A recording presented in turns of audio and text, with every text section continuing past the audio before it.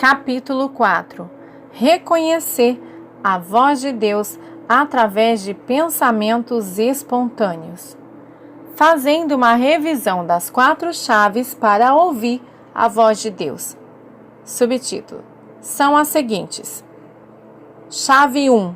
Reconhecer a voz de Deus através de pensamentos espontâneos que surgem em sua mente. Chave 2. Aquietando-se para poder ouvir a voz de Deus. Chave 3.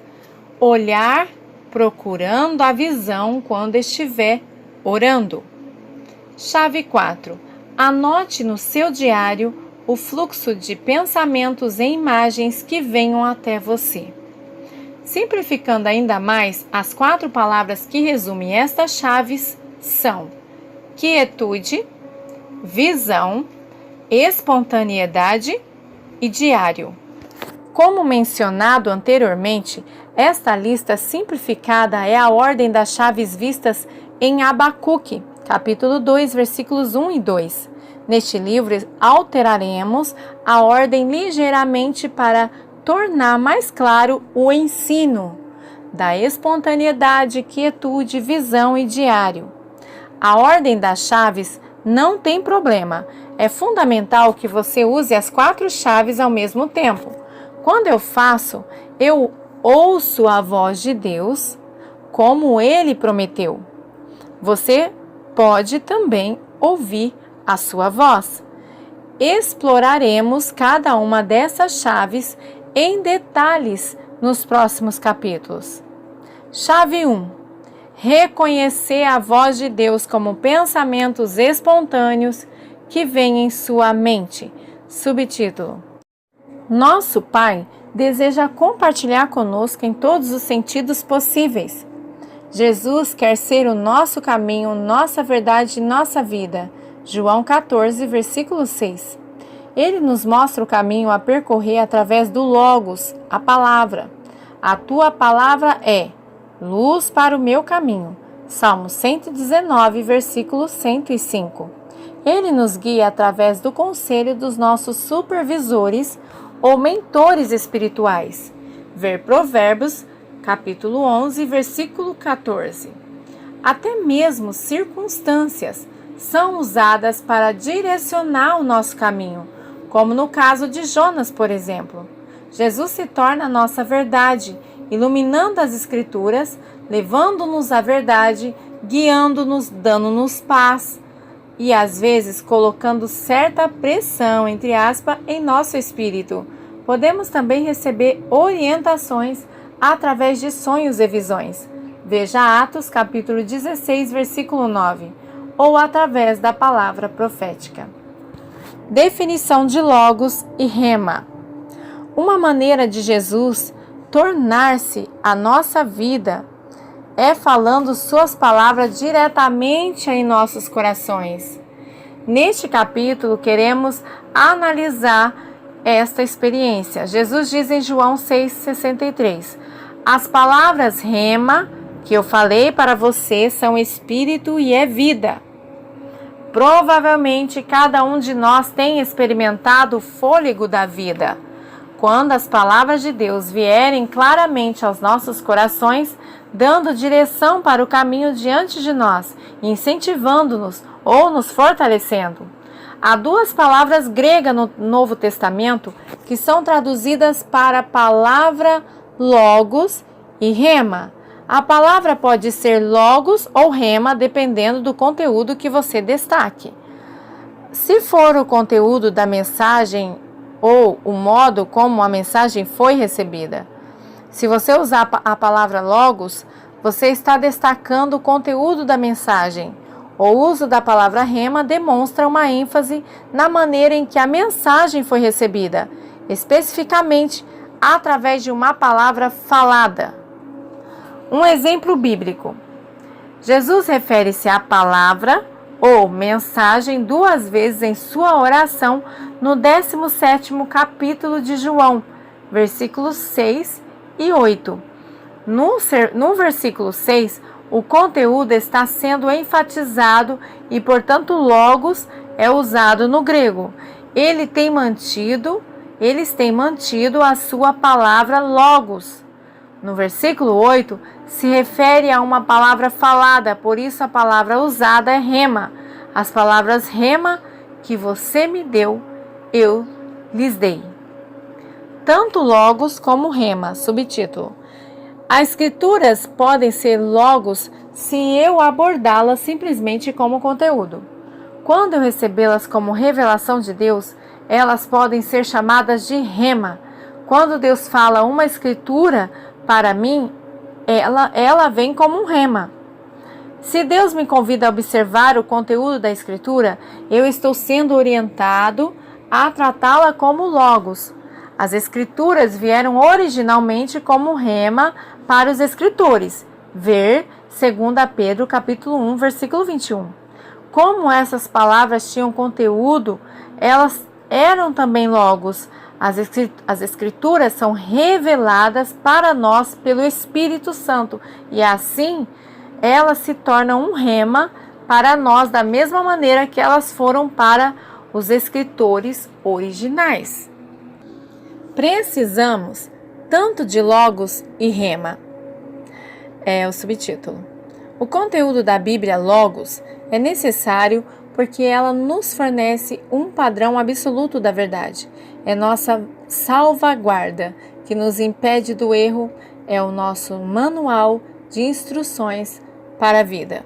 Rema também é necessário porque enfatiza a forma como a Bíblia foi dada inicialmente, através de indivíduos interagindo ativamente com Deus, mostrando a centralidade da mensagem cristã e da comunicação de Deus com as pessoas. Ela enfatiza o fato de que Deus falou e continua falando com seus próprios filhos. Precisamos ver o que os homens e mulheres da Bíblia modelam um modo de vida que envolve contato permanente com Deus que os criou. De todas as coisas, a Bíblia nos diz, do Gênesis a Apocalipse, que Deus deseja comunicar-se ativamente com seus filhos e que devemos esperar a sua voz e ver a sua visão à medida que caminhamos pela vida. Vivemos de sua própria palavra falada e da visão dentro de nossos corações. Não fazemos nada por nossa própria iniciativa, apenas o que vemos e ouvimos o Pai fazer. Ver João capítulo 5, versículo 19 ao 30. Vemos Jesus como um exemplo perfeito, um modelo de um modo de vida que devemos imitar. Portanto, precisamos de ambos, do Logos e Rema em nossas vidas. O Logos é você ler a Bíblia toda, por exemplo, compreendendo ela com a mente. Já o Rema é ali o Pai, o Filho e o Espírito Santo revelando ao seu espírito a palavra. À medida que eu dirigi o meu coração e minha mente para buscar o Senhor, o seu espírito fala ao meu coração diretamente, gravando seus pensamentos e ideais sobre ele. Eu lutei por anos e sem sucesso para ver a distinção entre logos e rema. Observei que a expressão logos era muitas vezes usada para palavras faladas, e eu havia aprendido que rema devia ser usada para palavras faladas. Finalmente, um dia eu notei que o oposto nem sempre é verdade e que rema nunca foi utilizada no contexto de palavras escritas. Entre aspas, eu passei por todos os 70 usos da palavra rema no Novo Testamento e observei que nenhuma só vez rema se refere à palavra escrita. Portanto, havia exclusividade sobre o rema, como eu aprendi bem mais tarde quando estudei a tese de mestrado do Dr. von Schutz.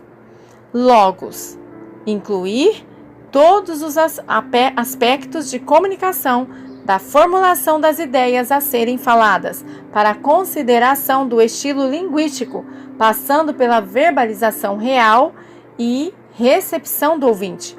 Rema, por outro lado, encontra-se especificamente para a expressão. Você poderá examinar cada uma das ocorrências de rema no Novo Testamento e observe as suas diferenças. Como rema é detectado? Subtítulo: provavelmente nenhuma questão incomoda mais aos cristãos do Ocidente do que: como posso discernir a voz de Deus dentro do meu coração? Vamos tentar responder essa pergunta agora.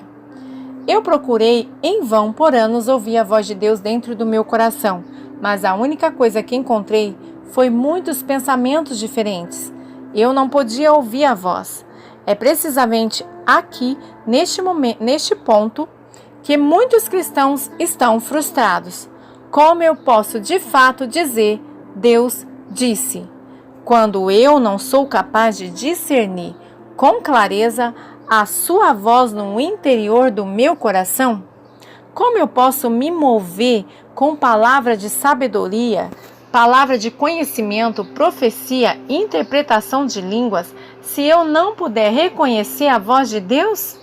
Como posso conhecer alguém que eu não possa ver, ouvir ou tocar? Então o Senhor finalmente começou a trazer-me os professores corretos, a revelação e a compreensão na minha vida e permitiu-me ver o que eu não tinha conseguido ver. Rema, ou a voz de Deus, é a comunicação do Espírito para o Espírito, onde o Espírito Santo, em união com o nosso Espírito, fala diretamente a nós. Pensamentos da minha mente são analíticos. Pensamentos do meu coração são espontâneos. Assim, podemos dizer que a chave 1 para ouvir a voz de Deus é reconhecer que a voz de Deus é sentida como pensamentos espontâneos que são trazidos à luz em sua mente. Suporte bíblico, subtítulo: as passagens bíblicas seguintes apoiam o conceito de que os pensamentos espontâneos são a voz do Espírito. Primeiro, nem todos os pensamentos em nossa mente se originam com a gente, pois as armas da nossa milícia não são carnais, mas poderosas em Deus para a demolição de fortalezas, derribando o raciocínio e todo baluarte que se ergue contra o conhecimento de Deus e levando cativo todo pensamento à obediência de Cristo. 1 Coríntios capítulo 10, versículo 4 e 11. Por que temos que trazer os nossos pensamentos cativos? Não seria porque algum deles são originários de Satanás ou de um espírito maligno? Se sim, podemos supor de onde vêm outros dos nossos pensamentos? Do Espírito Santo, naturalmente. É preciso entender que, de fato, muitos dos pensamentos em nossas mentes não são os nossos próprios pensamentos. Que ideia incrível! Eu sempre acreditei que os pensamentos na minha cabeça eram os meus pensamentos, mas na realidade a Bíblia deixa claro que muitos deles não são. Eles são provenientes do mundo espiritual. Você vê, eu sou um que é cheio por outro. Eu sou um vaso, um ramo enxertado em uma videira. Eu não estou sozinho, mas alguém flui através de mim. E eu sempre esqueço isso e acho que sou eu vivendo. Porém, quando sou nova criatura, eu não vivo, mas Cristo vive em mim. Gálatas capítulo 2, versículo 20. Portanto, eu preciso aceitar o fato de que os pensamentos espontâneos, aqueles que não foram criados por mim, não vêm da minha mente. Eles vêm a partir do meu coração pelo Espírito Santo dentro do meu coração, ou de um espírito maligno tentando imprimir suas ideias sobre mim. Segundo, Naba, a voz de Deus borbulhando. Naba, a palavra hebraica para profetizar, significa literalmente borbulhar. Portanto, quando o profeta queria sentir o fluxo profético, ele sintonizava com o que vinha borbulhando dentro dele. Em outras palavras, ele sintonizava para o fluxo espontâneo, o qual para ele era a voz de Deus dentro dele. Fale em voz alta. Eu honro os pensamentos borbulhantes. 3. Paga. Deus fala através do encontro casual. Uma palavra hebraica para intercessão é paga, que significa literalmente iluminação por acaso ou encontro acidental, entre aspas.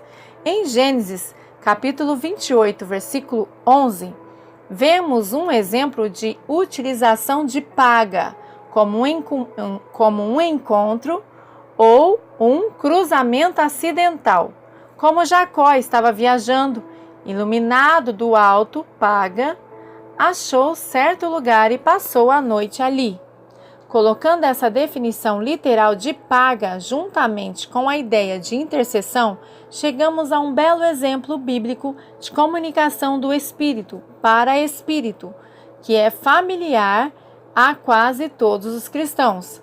Você lembra-se de uma ocasião quando de repente teve a impressão de que deveria orar por alguém? Você não estava pensando sobre isso. O pensamento simplesmente veio do nada, entre aspas. Isso foi paga. Você estava experimentando um rema, a voz de Deus vindo de repente. Essa ideia simplesmente cruza a nossa mente, não fluindo do normal, que seria o processo meditativo, mas simplesmente aparecendo em seu coração. Parece-nos que é apenas uma ideia que surge do nada, uma vez que a gente não estava pensando nisso. É uma ideia de Deus iluminando nossos corações e sendo registrada em nossas mentes como uma ideia espontânea, mas da perspectiva de Deus, é divinamente enviada e não é por acaso. Faça essa confissão em voz alta. Eu honro o encontro do pensamento casual. Eu honro pensamentos que se cruzam acidentalmente com os meus pensamentos, porque eles estão vindo do Espírito Santo, e eu escolho homenagear o Espírito Santo que habita dentro de mim. 4. O rio do Espírito Santo flui dentro do coração do crente. Subtítulo: Ora, no seu último dia, o grande dia da festa, Jesus pôs-se em pé e clamou, dizendo: Se alguém tem sede, venha a mim e beba. Quem crê em mim, como diz a Escritura, do seu interior correrão rios de água viva. Ora, isto ele disse a respeito do Espírito Santo que havia de receber os que nele crescem, pois o Espírito ainda não fora dado, porque Jesus ainda não tinha sido glorificado. João capítulo 7, versículos 37 ao 39. Agora Jesus está glorificado e o Espírito Santo nos foi dado. Jesus disse que seria como um rio dentro de nós. Portanto, quando sintonizamos para o fluxo borbulhante dentro de nós, entramos em sintonia com o Espírito Santo que está dentro de nós. Isso é mais do que simplesmente teologia. Isto é uma experiência real. Existe um rio dentro de nós e podemos nos ajustar a ele. Este é o fluxo borbulhante do Espírito Santo sem esforço. É tão simples que até uma criança pode fazê-lo. Isso ajuda a provar que é real, porque Jesus disse que precisávamos nos tornar como criança para entrar no reino. Se tornamos o cristianismo muito difícil para uma criança compreender, provavelmente está errando em algo. Quando eu sintonizo no fluxo, estou sintonizando com o Espírito Santo dentro de mim. 5. Nós somos o templo do Espírito Santo. Subtítulo: Ou não sabeis que o vosso corpo é o templo do Espírito Santo, que é em vós, o qual tendes da parte de Deus, e você não é o seu próprio? 1 Coríntios capítulo 6, versículo 19. O Espírito Santo vive dentro de nós. Não estamos sozinhos interiormente. Faça essa confissão verbal. Muito do que está dentro de mim não sou eu, mas o Espírito Santo que habita em mim. Glória a Deus. 6. O espírito cristão está ligado ao Espírito Santo. Subtítulo: Mas aquele que se une ao Senhor é um espírito com Ele. 1 Coríntios capítulo 6, versículo 17. O espírito do homem é a lâmpada do Senhor. Provérbios capítulo 20, versículo 27. Parte A. Somos ouro puro no cerne do nosso ser, porque estamos unidos ao Deus Todo-Poderoso por um milagre que Ele realizou. Quando tocamos o nosso coração, nós também tocamos a Ele. Diga isso em voz alta, com fé e alegria. Eu estou ligado com o Deus Todo-Poderoso. Eu sou um com Deus. Eu sou ouro puro no cerne do meu ser. Aleluia. Sétimo, nós somos um ramo enxertado em uma videira. Subtítulo: Eu sou a videira, vós são os ramos. Quem permanece em mim e eu nele, esse dá muito fruto, pois sem mim nada podeis fazer. João 15, versículo 5. Há um fluxo de seiva através dos galhos diariamente. O ramo não tem que trabalhar para isso. Isso acontece naturalmente. Da mesma maneira, existe um fluxo de espontaneidade através de cada um de nós, todo o tempo. Através de cada um de nós em todo o tempo. Nós não trazemos a Deus, nós apenas optamos a honrar o fluxo que já está em nós. Diga em voz alta como uma confissão: eu escolho honrar o fluxo dentro de mim, porque é o rio de Deus em mim, realizado pelo trabalho do Espírito Santo. Aleluia. Mais suporte. Subtítulo: Suporte adicional para o conceito de que pensamentos espontâneos são a voz do mundo espiritual incluem o seguinte. Primeiro, flashes criativos apresentam soluções para problemas que temos. Estou certo de que todos nós lutamos com situações difíceis e a experiência nos mostra que, em um flash instantâneo, uma solução criativa surge para o problema. De onde esse flash vem? Será que foi minha própria grandeza finalmente se revelando? Ou foi a criatividade do Criador que vive dentro de mim? Eu acredito que foi um rema de Deus, do Deus Todo-Poderoso, aparecendo dentro do meu coração. Assim sendo, eu já não posso receber nenhum crédito para estes flashes criativos, mas sim reconhecer que eles foram dados por Deus que vive dentro de mim.